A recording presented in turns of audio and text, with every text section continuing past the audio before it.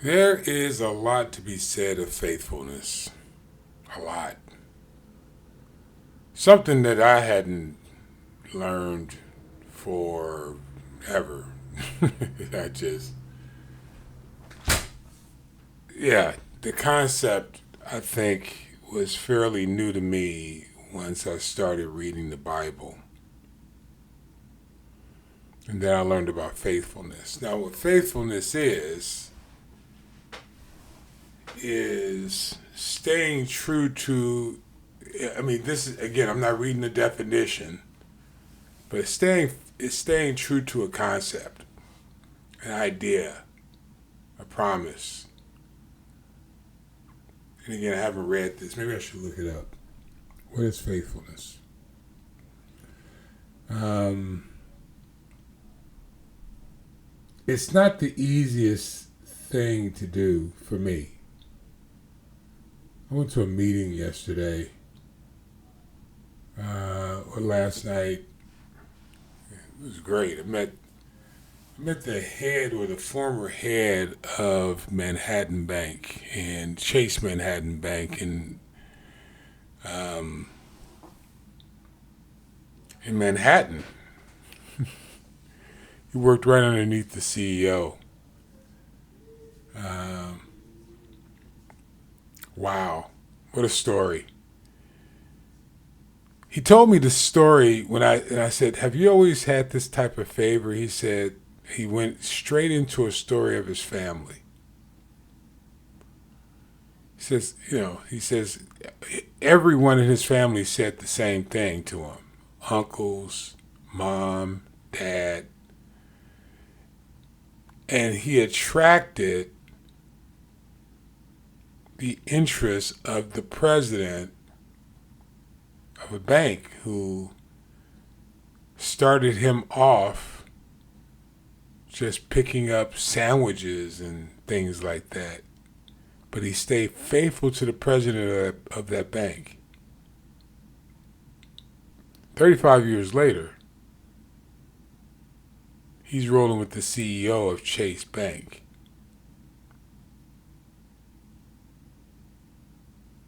Just 35 years.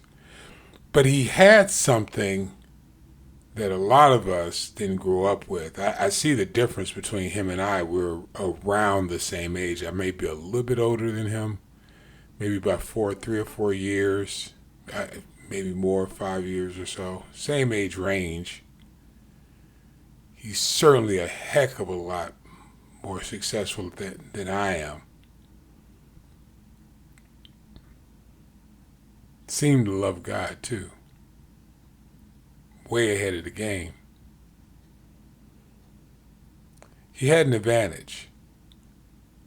The faithfulness of his family, the faithfulness of him attracted faithfulness. I didn't learn those things. I'm just within the last 20 years of my life learning what faithfulness is.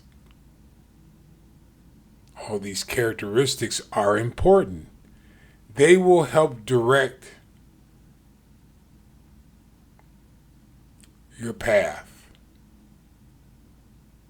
And again, this is to my kids, my grandkids, my brothers and sisters around the world who consider me a teacher, and whomever else. God bless you. The challenge with faithfulness, there is a negative side to it. You could be faithful to the wrong thing. Because there is a cult-like faithfulness as well. And that's the beautiful part about God's creation. Or not the beautiful, but that's one of God's beautiful parts, is his principles work regardless of who you serve. What a loving God he is. Now maybe some of you don't understand that, but his principles work and you get to choose how you use them. Again, to my kids, my grandkids, so on and on. You get to choose. Faithfulness, if you're with the right crowd, like I was explaining the president of one of the presidents of Chase Bank. His faithfulness, thank God his family had the right principles and the right values, and taught him this since he was younger. There was no confusion. He had favor all of his life. I said, have you always had this kind of favor? He says, yeah. Yeah, I have. The ego seemed to be very low. He didn't have an interest in being called president. He just threw around the CEO's name, and again, he wasn't being haughty, but he said, yeah, the CEO had me run this particular division for him. I said, you hang out with him? He said, yeah, I spent a lot of time with him. Just amazing. Favor that comes from faithfulness. He's flexible, but he's flexible within the talent, because a person who values you will not belittle you.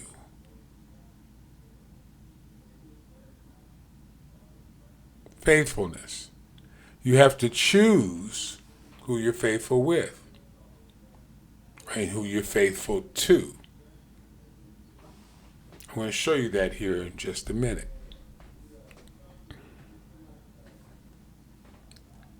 The challenge is people command you to be faithful to them, all while belittling you, not offering you those opportunities.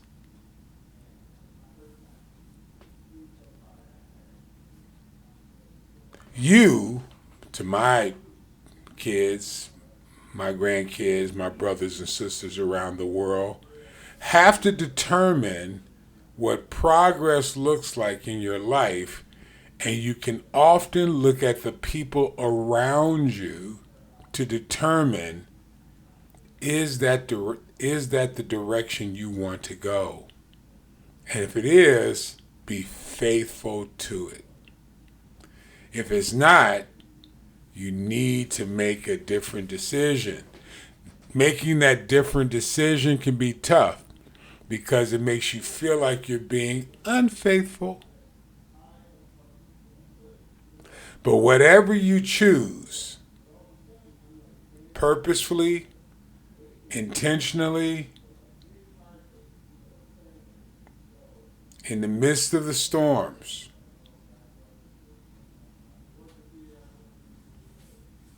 in the midst of the unbelief, you got to stay faithful. In Joshua chapter 14, it tells a story of the divisions being made up by the team, the divisions of the land being made up by the team. Now, you think it was just Joshua making these decisions, and it was not. It goes back to our unity principle. It's not just you.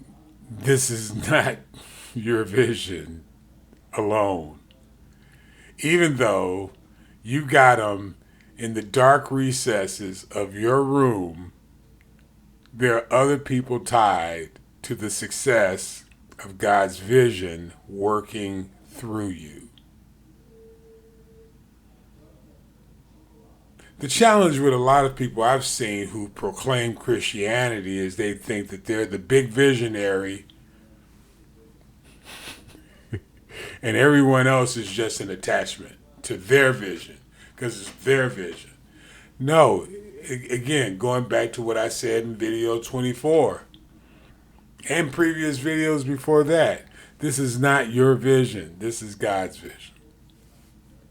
to usher in the kingdom of heaven. You guys think because it looks so varied and so esoteric, you think that there's more than one plan. You are highly mistaken. There's only one plan, and that's the issue. That's to usher in the kingdom of heaven throughout the generations. I'm showing you how it works. Just as clear as the broken glasses on my face.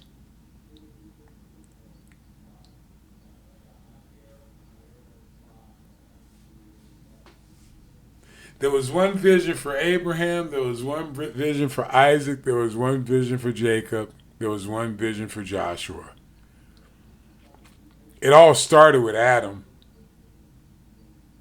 who fell to the serpent, lust of the flesh, lust of the eyes, and pride of life.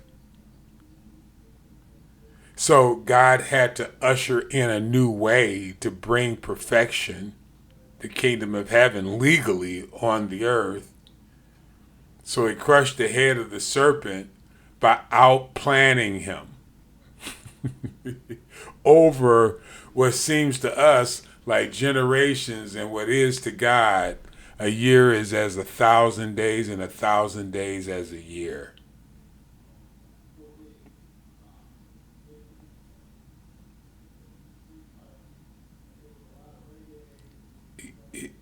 The plan is much bigger than you, in other words.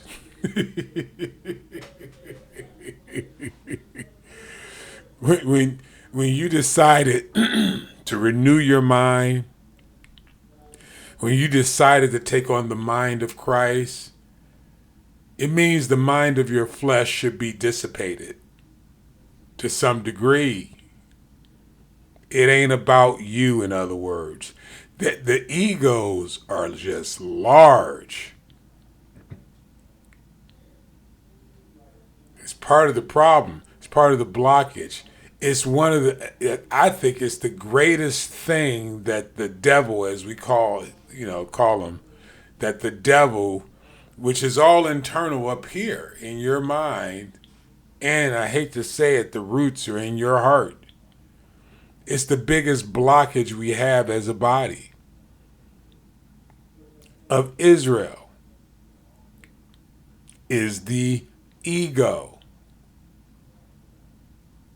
of everyone trying to get what's mine.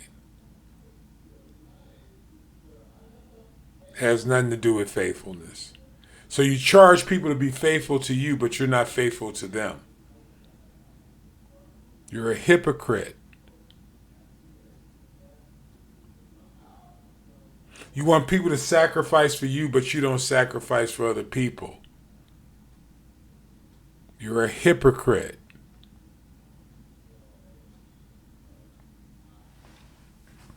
You want to catch an attitude because somebody else does something, but you don't. But then you try to call people out on their attitudes when you do something against them. You're a hypocrite. You're the cause of the problem.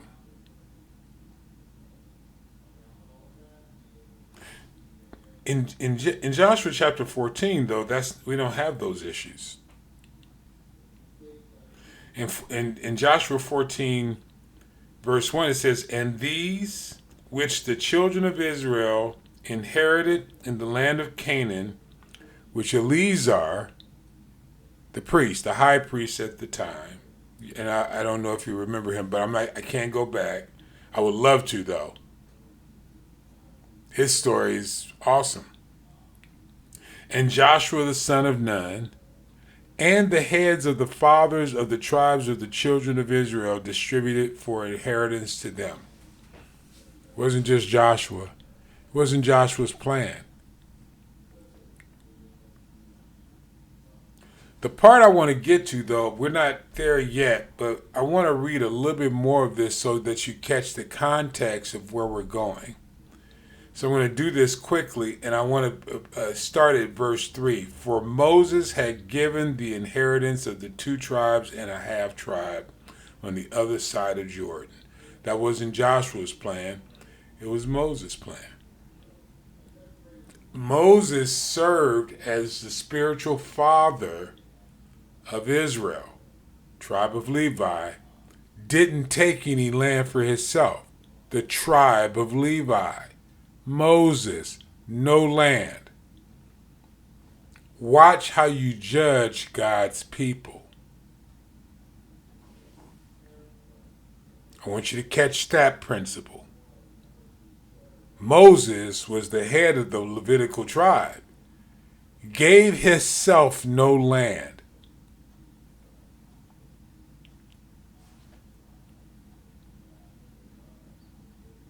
That's one thing.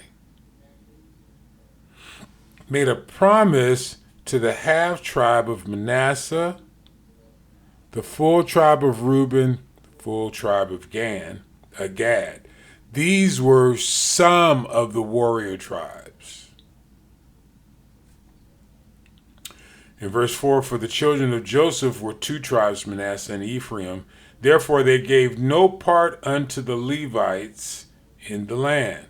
Joseph's sons, and I'm trying to be careful about pointing out the principles. They honored the forefather Joseph through the inheritance which was given by Jacob to his two sons, half Egyptian. For all you religious folk.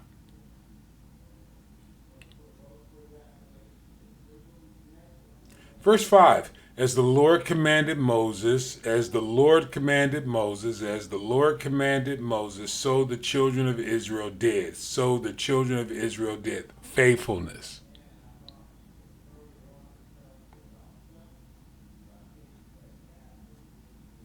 I want to point that out first. I want to jump down, because we're running out of time, jump down to a small story within the story. And that's the story of Caleb. Verse 6, and Caleb, starting in the middle of the verse, or at top of the verse, but not at the beginning. And Caleb, the son of Jephunneh, the Kenizzite, said unto him, thou knowest the thing that the Lord said unto Moses, the man of God, concerning me and thee in Kadesh Barnea. 40 years old. I went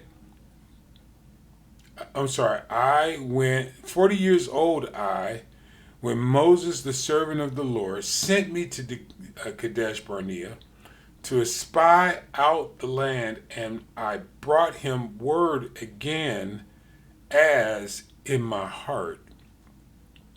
Nevertheless, my brethren that went up with me made the heart of the people melt. But I wholly followed the Lord my God. And, verse 9, Moses sware on that day, saying, surely the land whereon thy feet have trodden shall be thine inheritance forever, and thy children's forever. Faithfulness.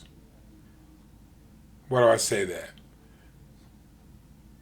I want to point it out in just a minute here. Because thou hast wholly followed the Lord my God. And now behold, the Lord kept me alive. Now he's 85 years old. Jumping down to verse 12, he says, now therefore give me this mountain, based upon the promise of the spiritual father, the forefather Moses. I did what he told me to do. Now give me this mountain. Well, this mountain is Hebron. It's not just any mountain. This mountain is Hebron. The mountain that he was claiming is Hebron, right there in the middle of the page there. Hebron, right under Beth Zur. And you'll see where it's located. It's located in the land of Judah. And we can get super spiritual about that, but I'm not here for that. The point is, Caleb inherited Hebron.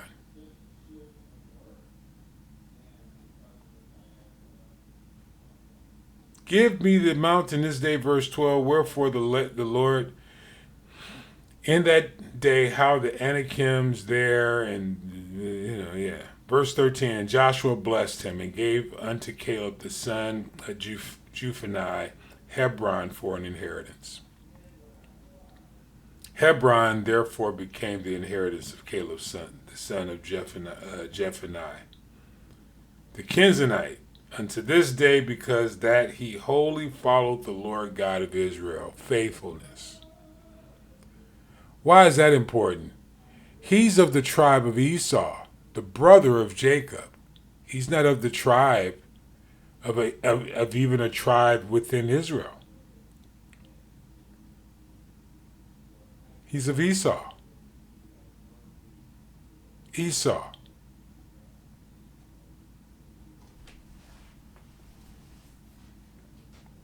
He's of. What does that mean, Paul? It means all you people. He was adopted into the kingdom because of his faithfulness. He made a choice to follow the kingdom and not his family line of Esau. I'm not going to get into the family line of Esau. I have already done it. We did a whole video on the family line of Esau, their choices, who they worshipped, following behind Egypt, whatever. Caleb did not. Caleb rolled with Joshua. And he went and took the promised land. He spent 45 years pursuing God's plan. Faithfulness. You kind of, and I admit, I've gotten involved with people and thinking that I'm going to be faithful to these people, and then it turns out they don't like me for one reason or the other. I mean, literally just stifled my growth, stifled my ability to do business, stifled my ability to do ministry. Thought I was, one lady was so bold, she stood in my face and said, you can't trust everybody to stand on my pulpit. Knew she was talking about me. Still loved her. Still love her today. She's an incredible human being and a great leader to the people that she loves. I just was not one of those people.